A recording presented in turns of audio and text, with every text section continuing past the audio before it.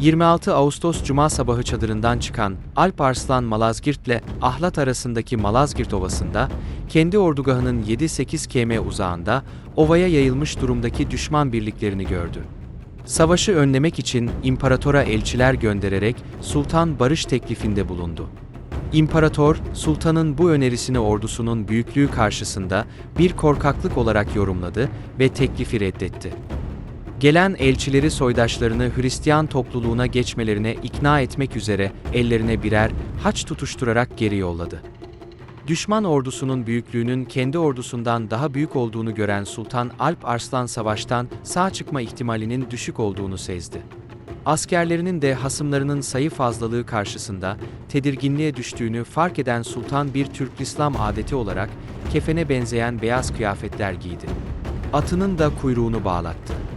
Yanındakilere şehit olduğu takdirde vurulduğu yere gömülmesini vasiyet etti. Komutanlarının savaş alanından kaçmayacağını anlayan askerlerin maneviyatı arttı. Askerlerinin cuma namazına imamlık eden sultan atına binip ordusunun önüne çıkıp moral yükseltici ve maneviyat artırıcı kısa ve etkili bir konuşma yaptı. Allah'ın Kur'an'da zafer vaat ettiği ayetleri okudu. Şehitlik ve gazilik makamlarına erişileneceğini söyledi.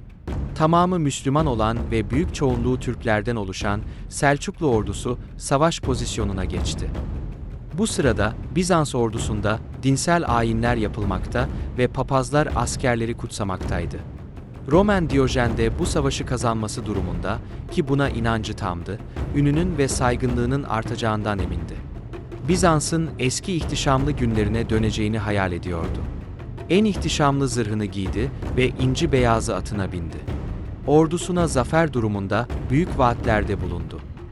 Tanrı tarafından şeref, şan, onur ve kutsal savaş sevapları verileceğini duyurdu.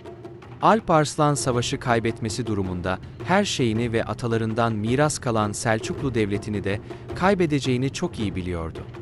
Roman Diyojen ise savaşı kaybetmesi halinde devletinin çok büyük güç, prestij ve toprak kaybedeceğini biliyordu. Her iki komutan da kaybetmeleri durumunda öleceklerinden emindi. Roman Diyojen ordusunu geleneksel Bizans askeri kaidelerine göre düzenlemişti. Ortada birkaç sıra derinlikte çoğu zırhlı, piyade birlikleri ve bunların sağ ve sol kollarında süvari birlikleri yerleştirilmişti. Roman Diyojen merkeze, General Biryennios sol kanada ve Kapadokyalı General Alyattes ise sağ kanada komuta ediyordu. Bizans ordusunun gerisinde büyük bir rezerv bulunuyordu ve bu özellikle taşra eyaletlerinde nüfuzlu kişilerin özel ordularının mensuplarından oluşuyordu. Geri rezerv ordusunun komutanı olarak genç Andronikos Dukas seçilmişti. Roman Diyojen'in bu tercihi biraz şaşırtıcıydı, çünkü bu genç komutan eski imparatorun yeğeni ve Caesar Ionis Dukas'ın oğlu olup, bu kişiler açıkça Roman Diyojen'in imparator olmasının aleyhindeydiler. Savaş öğle saatlerinde Türk atlılarının toplu ok saldırısına geçmesiyle başladı. Türk ordusunun çok büyük çoğunluğu atlı birliklerden oluştuğundan ve neredeyse hepsinde de ok olduğundan bu saldırı Bizanslılarda önemli miktarda asker kaybına neden olmuştu. Ama yine de Bizans ordusu saflarını bozmaksızın korudu. Bunun üzerine ordusuna yanıltıcı bir çekilme buyruğu veren Alp Arslan gerilerde, gizlediği küçük birliklerinin tarafına doğru çekilmeye başladı.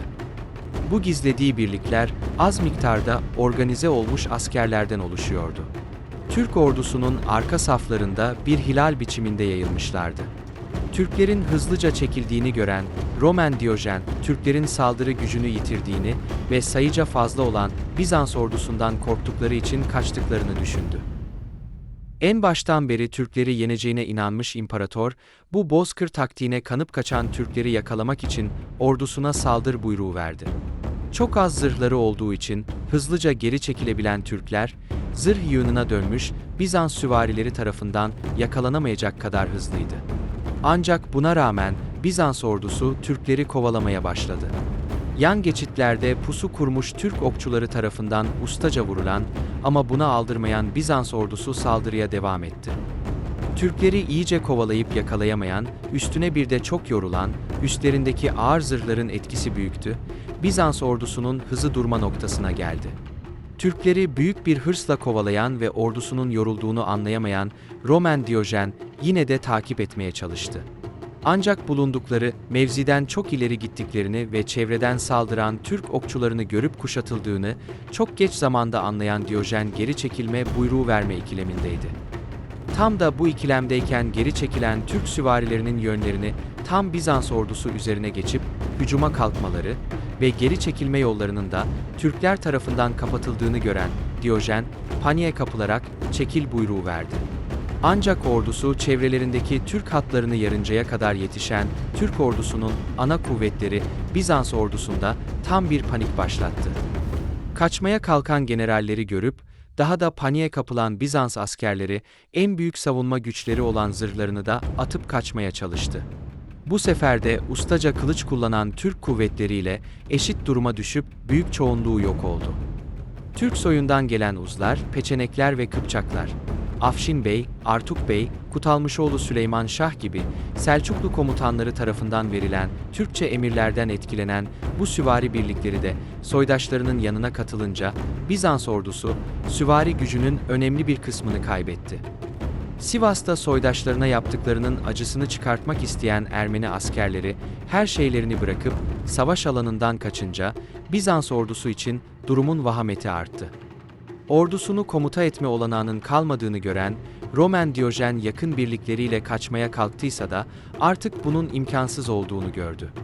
Sonuçta tam bir bozgun havasına giren Bizans ordusunun büyük bölümü akşam hava kararıncaya kadar yok edildi. Kaçamayıp sağ kalanlar teslim oldular. İmparator omzundan yaralı olarak ele geçirildi.